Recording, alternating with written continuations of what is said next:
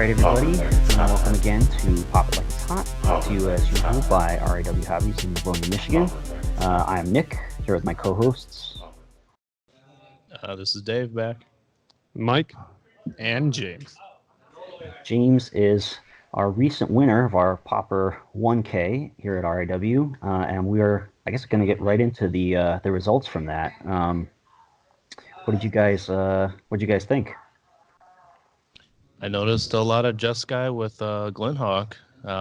We were talking about that, and I feel like maybe a few weeks prior, the norm was not such a heavy creature build. So that was, to me, my biggest takeaway. Stompy taking it down was notable as far as I'm concerned. But I didn't make it. However, you look at the top 8 and you go, so Astro and Ephemerate, they're ruining the format, huh? I'm like, I don't know about that. We have James here who topped it. He won it all on mono black. And if you look over the top 8, there's 1, 2, 3, 4 monocolored decks. Like it's kind of crazy. I think 5. Oh well, I guess Elves did had Distant Melody, but other than that, yeah, 4 or 5 of these decks were monocolored. I think that contests to how the format is in paper as well versus online, for sure. The differences. No Tron, by the way. Crazy. That's crazy. Yeah, you would think that Papertron would have an advantage since they're not as limited by the clock there. Yeah, I was actually surprised to not see Tron. I didn't actually get a number. Do we know how much Tron was at the 1K? I am going to ask the guy who ran the tournament. It's John Wilkerson, and we might be trying to set up a breakdown of the meta for that event, especially since it's I think, as far as I know, the second largest Pauper event in North America, 147 players. So I would like to do a bit of a metagame breakdown and maybe try to compare that to some of the online results. But just like James said, there's maybe something to be said about the difference there. So did you want to talk about how you approached with Mono Black since we have you here? Oh, yeah. I mean, absolutely. I think going into that tournament, looking at results, trying to determine how we want to attack the meta, and seeing how popular Jeskai was getting, we took pieces of the sideboard and developed an honest plan on how to beat that deck.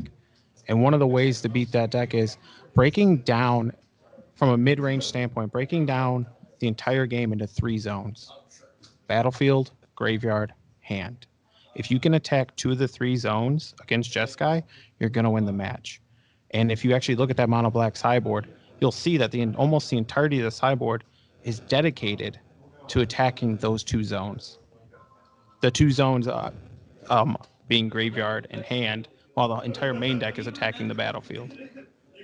So main deck, you're great against creature decks. You're going to destroy them. Sideboard, you get to attack the way you want to against other decks. I can dig that. Yeah, And a good spicy take too was that we actually cut duress from the entire deck for divest, and a lot of people were very interested in hearing that. And it's such a huge card, and especially when you attack these Jeskai decks, you're not losing to Ephemerate, you're losing to Moldrifter. Sure. So when you can open and take an Astrolabe or a Moldrifter, you just broke their back. Right. Yeah, that's good. On the last episode, I mentioned how I thought Duress might actually be good because it can, snipe something like Astrolabe. But Divest, now there you go. That actually takes care of both the problems. Yeah, all in one card. Yeah. Yeah. Jeskai deck with Ephemerate and no creatures, it's just a dead card. It's good. I like it. Yeah, some interesting tech there. Also, I think the lack of Tron certainly contributed to strong performance for Mono Black. Although people have been kind of split on whether Tron's actually strong in this meta right now. I'll say too. I'm sorry. Go ahead. All right. Yeah. So we were definitely hoping to see more Tron. I did play against one, and the game plan did work, which was, again, attacking the graveyard. Okigang Shinobi being an all-star in that matchup, because it's all about taking control of those zones. If you take control of the graveyard and their hand, They're kind of just working with some dirty creatures, and you're gonna win that matchup every day. And I don't have the list in front of me. So how many Shinobis were you running? 2 in the sideboard. 2. Okay. Yeah, that's good. And then you can rebuy Gary. I assume you had in there, right? Or no? I need to pull up your list. Oh yeah. Did you have Gary in there or no? Talking about Gray Merchant. Yeah. Yeah. Actually, in that matchup, we side a bunch out. So I think we Okay. side 2 to 3 out. And just because game plan standpoint, you're not winning off of Gary. Mhm. You're winning because you strip the card advantage from them. And Sure. you're becoming the monarch's pretty important. If you become the monarch against them, it's probably 80% you're gonna win. Mhm. So like if you maintain monarch 2 turns, it's probably Yeah, I can dig that. Yeah. How long did you kind of prepare for the tournament, or do you have somebody bounce ideas off of or test with? Or a couple people, some locals, Michael Russo. He's one of my. I bounced a ton of ideas off him. Just constant results from Magic Online. Every single time you lose a match, you should be learning from it. And that's exactly that's the approach we took of like, okay, well, we lost this match. Why did we lose this match? How do we make it a better matchup? And I think one of the other things is properly building your sideboard, which a lot of people miss out on. Is just because you add a card to your sideboard for one matchup, it should be used, especially in a big tournament like this 1K was. Every card in your sideboard should be used for multiple matchups. Yeah. Sideboard's an art. It really is. It is. Yeah, it's interesting that you. I like the way that you set up a game plan and you like built your sideboard and your main deck to attack that, because that's I think frequently something people kind of forget. They just copy a list and then just roll with whatever comes up. But I think it's definitely a good plan to have like an outline of what you want the game to break down into, and it simplifies your plays, and yeah, it's great. I will say, I am surprised there was not as much Tron, because just from my experience playing it, it feels very powerful. But especially the Hellsal version does feel kind of swingy. Like it has a lot of powerful effects, but you can just get stuck with all these flickers in your hand and no advantage features. Like you only run the four multiple. So Yeah, I think too, when we attacked the format, looking at it from a long standpoint, we anticipated a lot of Jeskai and Tron decks to fall behind because they would get into draws. They'd play those games out. We suspected to see less as the tournament went on. Sure. That makes sense. Yeah. Like we anticipate to see more like Stompy, more aggressive builds. I was praying to see goblins. I only seen goblins till the top 2 or top 4. And actually, you see that in all of these big tournaments, Jeskai falling to the wayside, hasn't won a single one of them, right? Like we have Stompy, we have Bogles winning, now Mono Black. Like all the bigger tournaments, Jeskai just falls to the wayside. And I also think that's a testament to the difference of paper versus online. Online being you have a clock, and it's easier to win a clock battle than in paper winning the match. Like you have to win the games before time's up. When online, you have to just win the clock. well, that's not necessarily my experience playing paper versus online for Jeskai, but and I don't know how much I would say it's that Jeskai completely falls out of the picture. I will say that it seems that the head-to-head Jeskai matchups seem to like kind of knock each other out of running at some point, and had trouble taking down tournaments. But it's still clearly one of the most popular and one of the more powerful decks in the format. For sure. Anything more about the 1K, or you guys want to move to the challenge?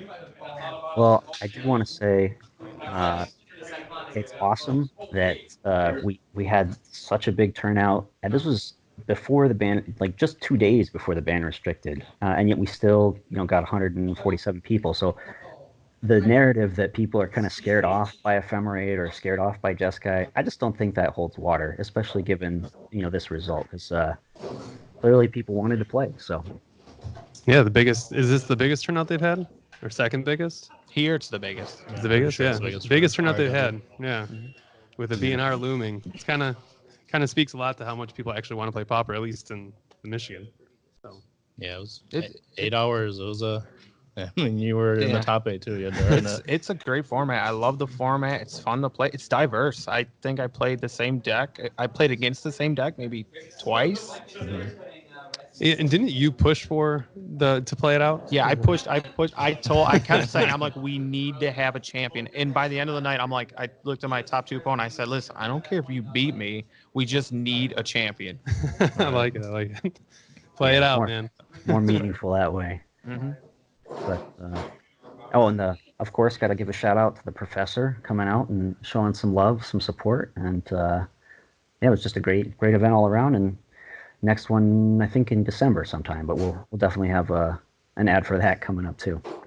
And if I may, he is an awesome guy. I got to talk to him at length for a couple hours, and he just wanted to sit and meet every single person he could. If you wanted to meet him, he wanted to talk to you. It's cool. Yeah, he was definitely the most popular guy in the room. Everybody's talking about it, and stories of, oh, this is why I play Pauper, stuff like that. It's awesome for the community, yeah. Like for locally here, Pauper at large. Definitely a great day. The game in general. He does a lot of tutorials and stuff. Yeah, it's nice. Right. Yeah.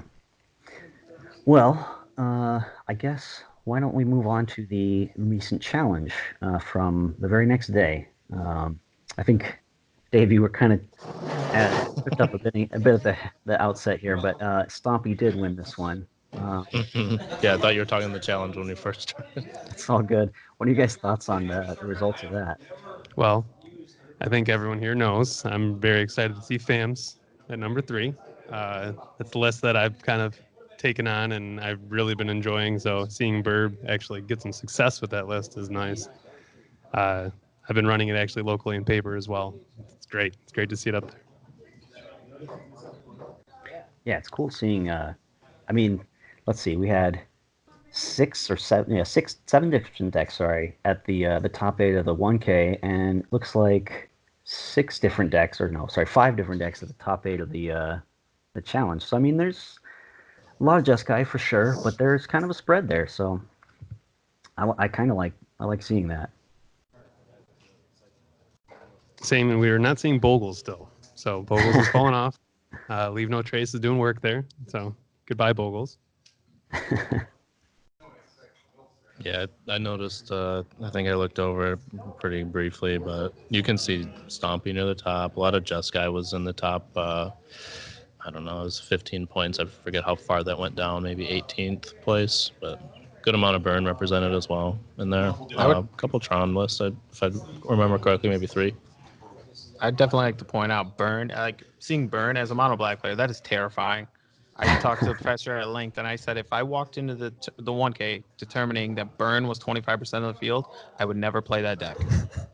Yeah, I would not have played it. I kept hearing, oh, there's a lot of Burn in the room. That's why I audibled to this, and that was the common commentary I heard for maybe the first 4 rounds of the 1K. But yeah, the deck does not do good, and I think that's a testament to how good Pauper is as well. Like, it's a self-correcting format. I agree with that 100%. It's very, very self-correcting. It is cool to actually see Burn in there, by the way. We kind of get down on Burn quite a bit. And there it is, just hanging out, number 4. I'm like, wow, okay. Snuck in there, huh? It's terrifying. Through all the strands that I know were there and the life gain, like all that's the weather, impressive. the storms. Yeah. we've got 2 draw steps to get it, so hopefully you have one. Yeah, it's makes the game very fast when they not draw. Yeah, lots of well, it seems like people were more prepping for either Jeskai matchups or for Stompy because lots of COP green in the sideboards and like Dispels and Sprites and so forth. So Yeah. The COP thing, is that something that you suggest? Like, that doesn't make sense to me. I've never been high on Circle of Protection. I just it doesn't really do that much work. Seems like it's tying up so much mana and you're just passing a lot to do what? Develop your board, I guess? I love it. I when I do stream Jeskai, I play a 5-color version of Jeskai when I do stream it, and I love COP red. I love COP green. If I can throw a COP green or red in my deck, it's gonna happen. Like COP green has so many good. Like you can attack Bogles with it. You can attack mono green. You can attack elves. I mean, that's 3 decks with 1 card. Does Yeah, it I really guess do so. work against elves though? Yeah, well, yeah, because you wait till they pump that creature that's gonna kill The you, and you one go, of, yeah. you're like, no, that guy's not. Okay, fair. Yeah, But it's can't they not- just go wide and just keep swinging and not care? You're not going to be able to pay for all of them. Well, hopefully you did some better Sure. battlefield management than that. Fair enough. I'm a big fan of Strands over COP just because it's more versatile than a specific COP. But I mean, having those kind of like strong sideboard cards that sort of shut down a particular archetype, it can be very powerful in the right meta. Which I mean, clearly they're planning for seeing Stompy. So Right. Yeah, and I guess it is decent against Stompy. They're not putting out that many attackers. I don't know. I'm kind of on board with Strands. I'm a Strands and Weather the Storm kind of guy. So just gain the life, put it out of reach, and not care. But and Dave was actually mentioning we are seeing a lot more Glinthawks too. So it seems that people are, at least in the top 8 of this challenge, we're moving away from the sort of controlling Jeskai builds towards the more aggressive Jeskai builds too. So maybe COP just plays better into that sideboard. we're just getting closer to what we knew Jeskai was going to become: Boros plus blue, and, and that's the best build.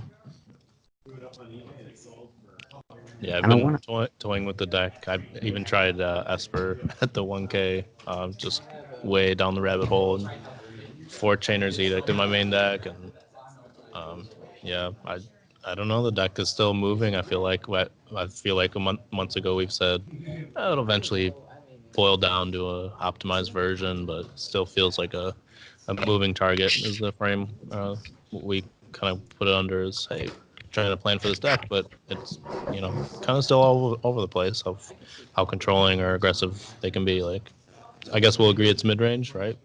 With maybe like a prison lock end game. Yeah. It's a mid-range deck. I mean, I would say Jeskai's a mid-range deck. Would Right. you guys consider this just Jeskai decks correcting to like how other decks are attacking them? Right. Yeah. Yeah. Because I say, like, even if you look at how the way I planned on attacking Jeskai, when you talk about adding more creatures to the build, I have to change my strategy a little bit just from my mindset thinking about that deck. Right. And I think that is the right call for them. I Well, think we're it's like seeing- the point. I was going to say we're seeing some experimentation with some recent additions to the format too. Like the 6th place list had Witching Well, which is not so much card advantage, but some increased card selection, maybe leaning a little bit less heavily on Astrolabe, and being able to scry and set your draw kind of helps get away from getting attacked from your hand. So maybe they are kind of certainly mono black did do as well this week. So maybe it's correcting itself to face some of the recent challengers that have risen up. Witching Well is kind of neat too, being able to rebuy it with like Glinthawk and stuff. I kind of like that. It's kind of neat. Yeah, I think in the mirror match it's all about the Archaeomancer. How much does it cost to interact with either, if it's the graveyard or the 1-mana spells with Spell Stutter Sprite and Ephemerate your own Spell Stutter, or interact with Lightning Bolt. It's just how many 1-mana spells can you interact with or play yourself, and Dispel. That's just for Jeskai decks to beat the mirror, I feel like, and they're kind of maybe taking a hit against some of the green decks and saying I can afford to brainstorm away one of these Dispels, and it's not too much of a cost to Right. be insulated against the Jeskai mirror better. But we were talking are people playing, Nick, do you think Jeskai instead of Tron? Like, is that kind of contributing? Like, we have these controlling builds of Jeskai. Do you think people are gravitating away from some of the mid-range decks that may be on the down, and that's why we're seeing so many Jeskai players when maybe they'd be playing another deck if they felt like it was more viable? From my experience playing both, Jeskai feels a little bit easier, so to speak. Like it's still a challenging deck, but just the lines you have to take, you're not as bound by like getting killed turn 4 and having 0 interaction. You have flexibility, and then of course a Molder for Ephemerate is a great sort of emergency option to refill your hand. Even though Tron has that as well, it does feel like Jeskai somehow a little bit easier. For me, I draw the comparison because the end game feels so similar when you do lock them, where you're just like counter everything I do. Okay, I get it. Like it's get that same like prison lock moment where you can fight up to a certain point, and then once they recur counterspell and ephemerate every turn, you can't draw that many cards to interact with it. Like you're locked out. Well, I know we've touched on it before, though, but a lot of it has to do with Jeskai forcing some players, or a big chunk of players, to try to go under Jeskai, so they're just going faster, and then faster decks are already good against Tron, so that's the issue there, too. It's just a safer bet to play Jeskai than dirtle around and hope you hit your lands. I mean, that could be a factor, too. I think Jeskai too. It definitely, or excuse me, Tron. You colored mana seems to be every time when I attack the deck. It seems like if you attack their artifacts, getting colored mana is really difficult for them as well. It is. So I think in a longer tournament, that's going to be harder to get. You're going to dirtle more. You're going to have mistakes more. When Jeskai just seems so much more consistent. Yeah, there's definitely like a fatigue factor in playing something like Tron, which is really intense every single match. But now we're starting to see another cool strategy pop up that Mike mentioned in FAMS, and I watched some of Birdman or Entropy's Twitch stream, and that deck seems really powerful. Yep. Mystic Sanctuary. That card is exactly why the BNR went how it should have went. I feel like they can't ban anything until we see what Mystic Sanctuary does to Pauper. And Burb, this is what his second challenge running this list, and he went 11th last time, 3rd this time. The deck is, well, Mystic Sanctuary is broken. It's just a great card. It's wonderful. I'm so happy it's in the format. I like broken cards. And you can see it. And there's also, if you look at the league results, you'll see people are messing around with 4 and 5 color versions of it as well. So there's no perfect build yet. Esther's probably the smoothest version of it, but if you want all the answers to an entire meta, obviously 5 color gives you access to everything. I know as of Wednesday night when we were streaming, it was heavy teaching builds of it. Heavy. Blue, black. I think our team ran into 4 different players playing it. You're talking Mystic, like a blue-black Sanctuary, yeah. a blue-black control build? Yeah. Not FAMs though, right? You're Not just talking FAMs, blue-black? no, not Okay, FAMs, gotcha. no. Like ghostly flickering, getting value off their Mystic Sanctuary. Like we saw 4 different builds of it. Nice. Or, excuse me, 4 different players playing it.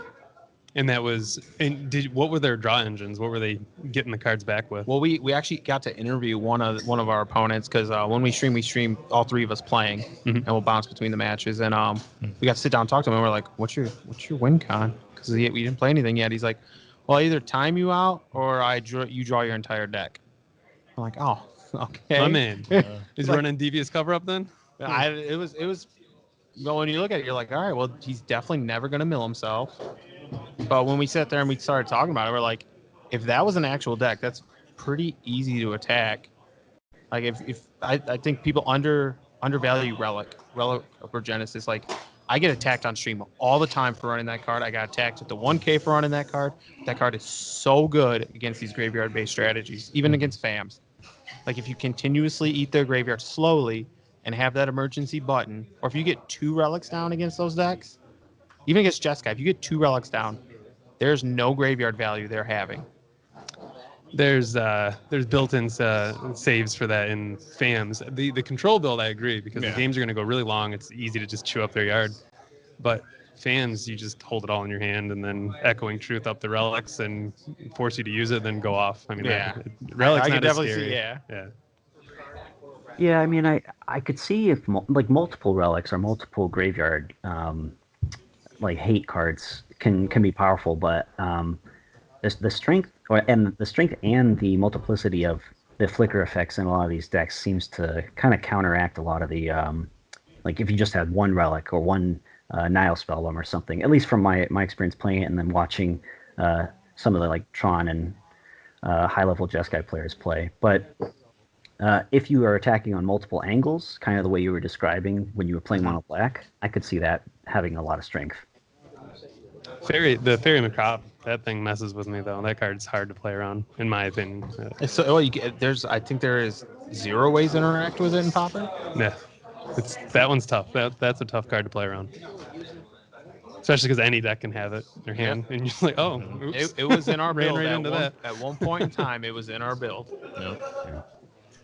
Yeah, I was looking for a similar solution for the Just Sky mirrors, and I'm looking at all these like back in apparition or any graveyard removal instant, and it's like there is nothing at instant that massively removes like an ephemerate situation. But I'm like, oh, this creature, maybe I can get that back with Pulse Marasa. Maybe that's how I could do this thing I'm thinking of. Like,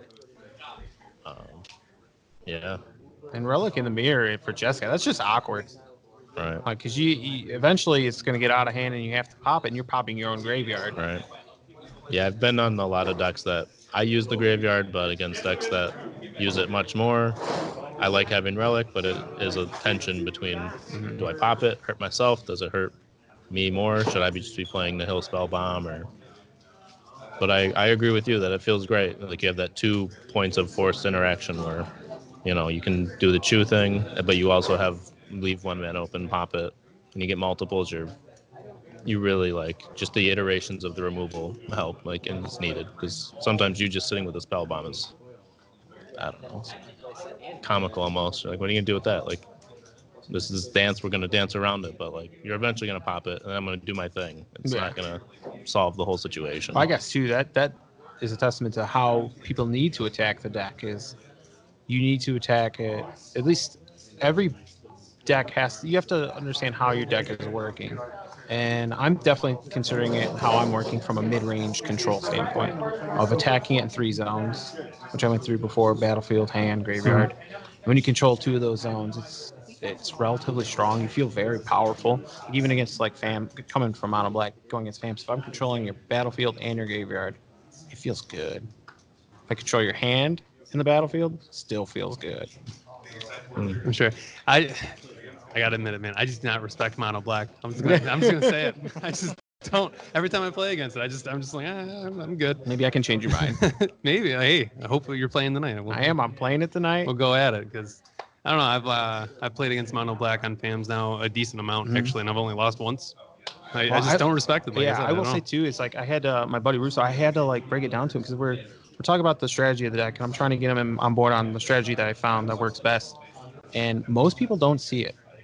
Most people they'll see a handful of sideboard cards, and I think that goes into meta decking too, where people see a stack of cards and they'll be like, "Oh, well, this is what they're doing with that deck." And no, it's not necessarily how they're attacking it.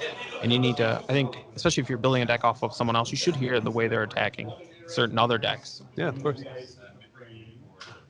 Yeah, I definitely like to get some firsthand commentary from people that build the decks I like to play. So I definitely love watching the streams of guys like Hellsour or Birdman because I like playing Tron. And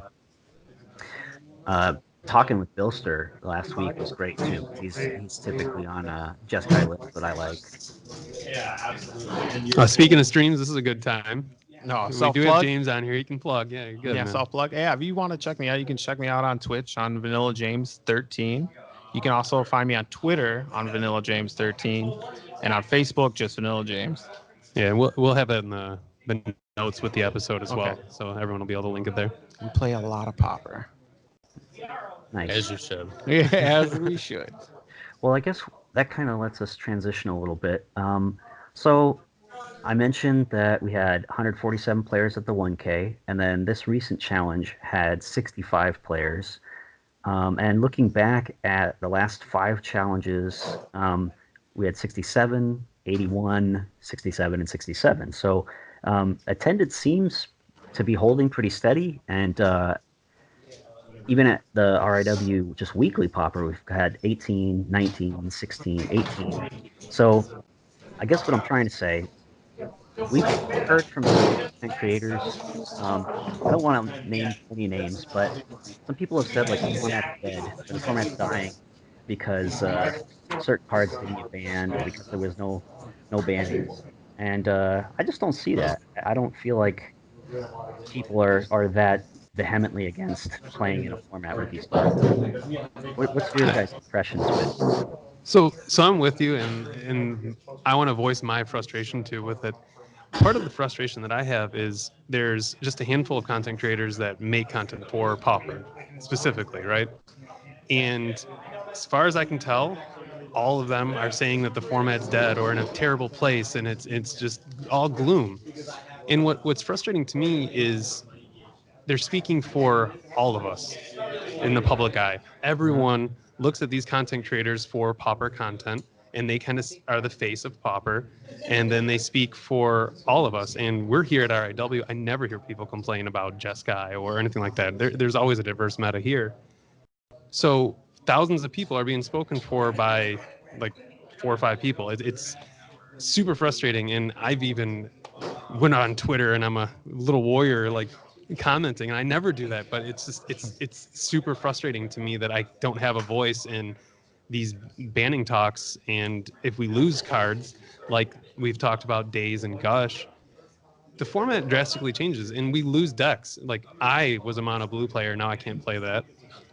Well, I guess you could. Mezzle does fine with it. I'm not Mezzle.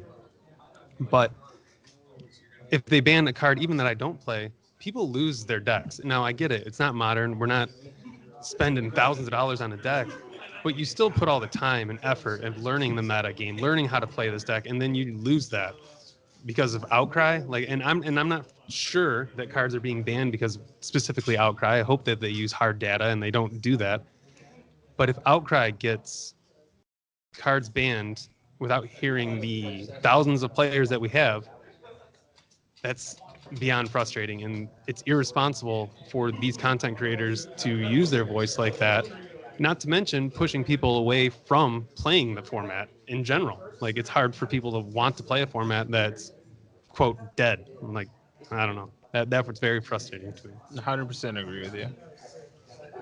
Yeah, I think having a good mind state approaching the format, being able to maybe if you're a brewer, brew something that you enjoy. Like, what do you want to get out of the game? Are you looking to win everything and be the most competitive, and you can't brew? I guess in that situation, and you look at the results and you've tried them all and you don't see new decks popping up, I could see that being frustrating. But if you're just looking to win and you only have fun when you win, like, is it really a game at that point? And Right. you're just looking at the dollars or whatever, however you want to look at it, like value that you get out of it. I mean, I feel like the defeating the purpose of the game. Like Right. you're playing a game, like you enjoy it regardless of whether you win. Like the fact that you get to do it, it's like people play golf, right? And they're not nailing it every time, but just being out there is enjoyable. Just appreciating having the time to do that. I think that approach is a healthier way to look at this game. That said, I think online is different than in paper. I'm primarily a paper player, so I think some of these frustrating voices come from the online only side to where, yeah, you don't have Tron as much. You don't have and I think that keeps some of the ducks more in check. I think that just plays into maybe some of the tension. I don't see the complaints in real life in paper Magic that they talk about. I can see some of the results, but again, if I was on online more, I still believe I'd have the same approach of go back to the drawing board and brew something up, and I don't have to win every tournament, or I don't have to beat every single deck. I can have bad matchups and I can take the best deck and play it, or I can angle shoot and try and take down that deck and build within the confines of what the format is. I just don't see complaining as being an avenue for getting what you want. Yeah, exactly. I'm with you. It doesn't make sense to just complain away cards. Like we have all these puzzle pieces in this format, thousands of cards to play with. Figure it out, build, or wait for them to print something broken like Mystic Sanctuary that'll just make Ephemerate less good. Like there you go. Yeah. Like all of a sudden now there's this other card you can play with. Yeah, I And think a lot of another. people. Oh, go ahead, James. Oh, I was gonna say, I think a lot of people just have feel bad, or they just feel bad from losing to Ephemerate Moldrifter, which I don't think is a fair comparison. I mean, it does feel bad when you lose that kind of combo. You're like, oh, I just drew 6 cards, like that. Yeah, sure, that feels bad, but let the format self-correct. I don't think a lot of these content creators understand like self-correcting formats. Like you have to have a deck dominance for people to start correcting the format. A deck doesn't just come out and do okay, and then people start correcting their decks. Like you have to sit there and have your deck just get annihilated to another deck where you get to the point where you're like, you know what, I don't want to lose to that no more, so I'm gonna change my deck around. And people need to let time come for that to happen. And like a lot of these content creators, they don't see that. Yeah, I think people forget that Jeskai, as it exists now, has only existed for 4 months at this point. Like the cards were released, I think early June, right? Was Modern Horizons. Yeah. So I mean, we're just beginning the 4th month here of having this deck around. I will Fourth say month. also, I was gonna say, Go for it. like even if you feel something's not right, I mean, I don't see what us just like loudly complaining about cards is really going to do to correct any of that. Like, I guess give a little bit of trust to play design that if there is a problem, they'll see it, they have the data, and they'll make that correction. Because after the last ban and restricted, a lot of people were saying, why didn't they say anything? Well, what do they need to tell us for? They have all the algorithms or whatever they need to use to figure this out. Just trust that they are doing the right thing and that they have it under control. Uh, that's the best you could do, I think, because I really don't see complaining about it, and especially when you're saying stuff like "R.I.P. Pauper." That's definitely not helping. And if anything, it's hurting what James and Dave were saying we need is people looking to adjust and to brew. You're not going to want to brew if you feel the format's dead. You're not going to want to brew if you're worried that the cards you're brewing with are going to get banned tomorrow. So yeah, just kind of coming at it from a different angle, similar to what you guys were saying. And that also goes back to the idea of time investment, right? Like if they, so I mentioned earlier, if they ban cards, people lose all that time investment. Same goes for the brewing aspect of it. Who wants to invest time at all if we have to worry about cards getting banned? Like it's just back and forth. It's a terrible thing to loom over when, not to be completely results oriented, but it's not like we see Jeskai taking down everything. So where this is coming from, I think James, you kind of might just be nailing it. It's a feel bad, like have an Archaeomancer hit the ground and then get ephemeраted feels terrible. You know the game's over at that point. Yeah. But I mean, Magic's been that way for as long as I can remember. I've been playing for a very long time, and there's been little interactions like that where the game is over with the life totals being at 2020 for a long time. It's okay. My very first FNM, I came and lost to Psychotog in Torment. So I came with my little homebrew deck where half my cards were banned, and everyone was like, "Oh, don't worry, just put that to the side." And I played like all Psychotog decks. I'm like, "What's this thing do?" Oh, I'm dead. Well, I do want to highlight. I am going to mention one content creator's name, but in a positive light. So Kendra Smith, who writes for Cool Stuff Inc. I will say I don't often agree with some of the conclusions she comes to, but she wrote a great piece for this time where rather than trying to scare people or rather than trying to say, we need to ban X, Y, or Z, she's like, all right, how do you get into Pauper? Like, what is this format? Like, what do you want to look at to brew? And I think that's a great article to print right now. Showing like this is what our format is. It's got a lot of cool things going on. Get into it. Like, have fun with it. And that's what I would encourage content creators to try and do. That's what I, I'm going to try to do. yeah, I think if you can give me the link, I'll throw that in the show notes as well. Yeah, we'll In have the that at the. yeah. Yeah, there's also Definitely this have really that. cool streamer called Vanilla James 13 who loves Pauper and plays many different decks. Here, I heard if you come in his chat and you suggest a deck, he'll play it. I like I that. have played Zuberis. Sorry. Sweet. I Love am that too. deck. Love that deck. And Burn is on the Dono only deck. I won't play Burn anymore. Fair enough. Well, is there anything else you guys wanted to touch on? We're actually at our time, more or less. So Well, I wanted to thank James for being on. Congrats on your win of the 1K. Thank you. I mean, it's an honor to be with you guys. You guys are some great dudes. I hope you guys continue to do well. Yeah, And appreciate you being on. I mean, you earned it on last Saturday. That was a hell of an event. Made everybody play it out. Called your shot. I think I played some of my best. If you go back and watch the final, the top four in the finals, I think I played some of my best Magic ever. I didn't realize how good I looked playing Magic. That felt well, Modesty, love it. good. you guys can catch that on the RIW Twitch, RIW Hobbies Twitch stream. I think they have the videos saved in that, but we got another one coming up, so we'll have some more ads for that when it comes around time. But that's our time for today. Signing off, I'm Nick. I'm Dave. Mike. And Oh, again, I guess I'm here too. Vanilla James. Thanks again, guys. Thanks, everyone. Pauper 30 time. Pauper 30 time. Pauper 30, Pauper 30, Pauper 30 time. Pauper 30 time. Pauper 30 time.